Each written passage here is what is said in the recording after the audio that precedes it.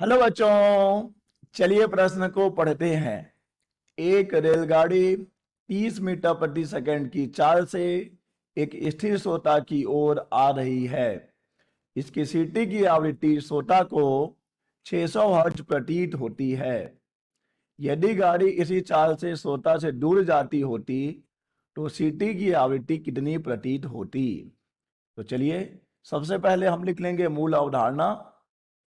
मूल अवधारणा जिस पर कि बच्चों यह प्रश्न आधारित है। बच्चों यह प्रश्न आधारित है ध्वनि में डॉपलर प्रभाव पर। ध्वनि में डॉपलर प्रभाव। तो चलिए बच्चों हम समझ लेते हैं पहले कि क्या होता है डॉपलर प्रभाव। जब कभी ध्वनि स्रोत और श्रोता के बीच आपेक्षिक गति होती है, ठीक है बच्चों, जब कभी ध्वनि स्रोत और श्रोता के बीच आपेक्षिक गति होती है तो श्रोता को ध्वनि स्रोत की आवृत्ति बदलती हुई प्रतीत होती है। ठीक है बच्चों, आवृत्ति क्या होगी? बदलती हुई प्रतीत होगी। और बच्चों आवृत्ति में होने वाले इसी आभासी परिवर्तन को कहा जाता है डॉपलर प्रभाव।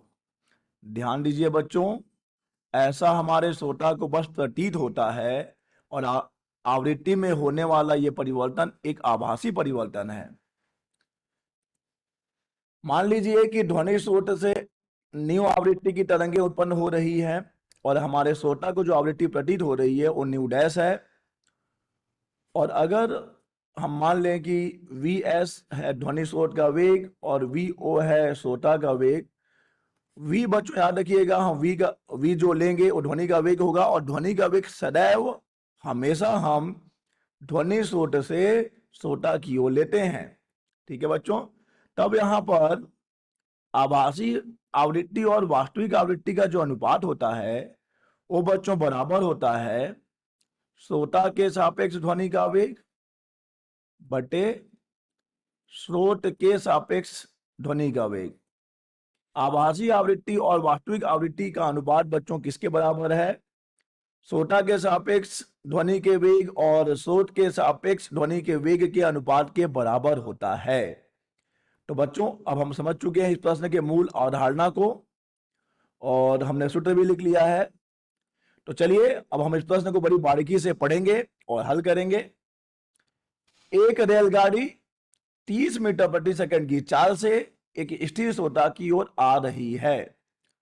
अर्थात बच्चों यहां पर श्रोता स्थिर है, ओ श्रोता है, तो वी ओ का मान यहां पर 0 है और यहां पर रेलगाड़ी हमारा स्रोत हो जाएगा और ये वी एस के चाल से गतिमान है। और बच्चों प्रश्न में वी एस का जो है मान दिया गया है कि वी एस बराबर है 30 मीटर प्रति सेकंड। ठीक है बच्चों, 30 मीटर प्रति सेकंड। और बच्चों ध्वनि का वेग v हमें ज्ञात है। ध्वनि का वेग हम कितना लेते हैं? ध्वनि का वेग v बराबर हो जाएगा 330 मीटर प्रति सेकंड। 330 मीटर प्रति सेकंड, ये हमें मालूम होना चाहिए कि ध्वनि का वेग होता है 330 मीटर प्रति सेकंड। और बच्चों आगे देखिए प्रश्न में क्या कह रहा है कि इसकी सीटी की आवृत्ति श्रोता को 600 हर्ट्ज प्रतीत होती है। अतः बच्चों यहां पर जो आवृत्ति दी गई है, जो हमारे श्रोता को प्रतीत हो रही है, यह आभासी आवृत्ति है 600 हर्ट्ज। 600 हर्ट्ज। तो मान लीजिए कि वास्तविक आवृत्ति जो है ध्वनि स्रोत का वो न्यू है। ठीक है बच्चों, तो अभी हमने सूत्र पढ़ा है कि न्यू डैश बटे न्यू बराबर हो जाता है v plus minus v naught बटे v plus minus v s. अब चूंकि बच्चों यहां पर ध्वनि का जो स्रोत गतिमान है और श्रोता स्थिर है तो वी ओ का मान तो 0 हो जाएगा। तब बच्चों ये सूत्र सिमट कर देखिए क्या हो जाएगा, न्यू डैश बटे न्यू बराबर केवल v बटे। अब बच्चों सवाल है कि यहां पर हम प्लस लेंगे कि माइनस लेंगे।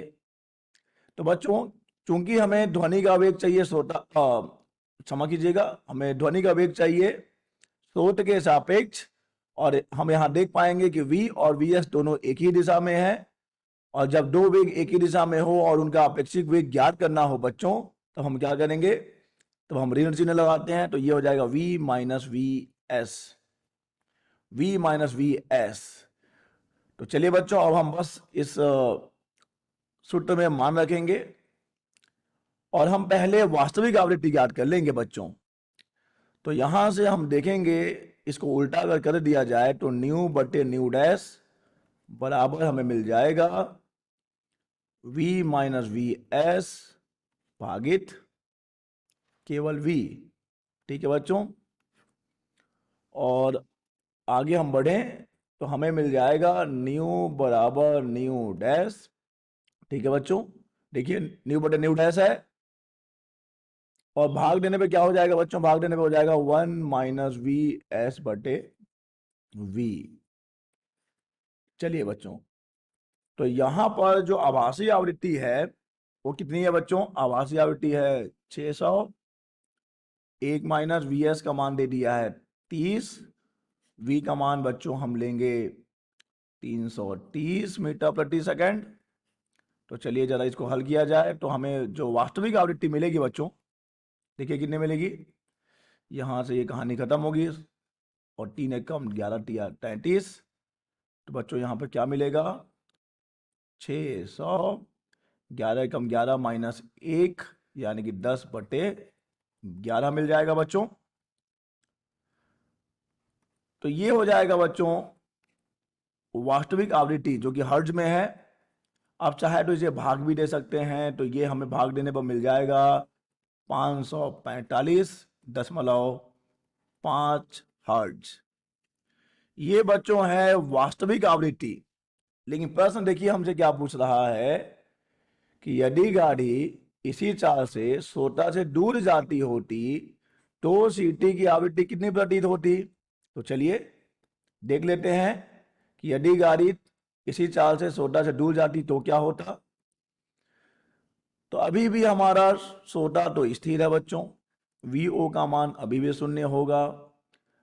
अब जो श्रोता पहले पास आ रहा था अब वो दूर जाने लगेगा, दूर जा रहा है, लेकिन ध्वनि का जो वेग है हम हमेशा ध्वनि स्रोत से किधर लेंगे, श्रोता की ओर लेंगे बच्चों।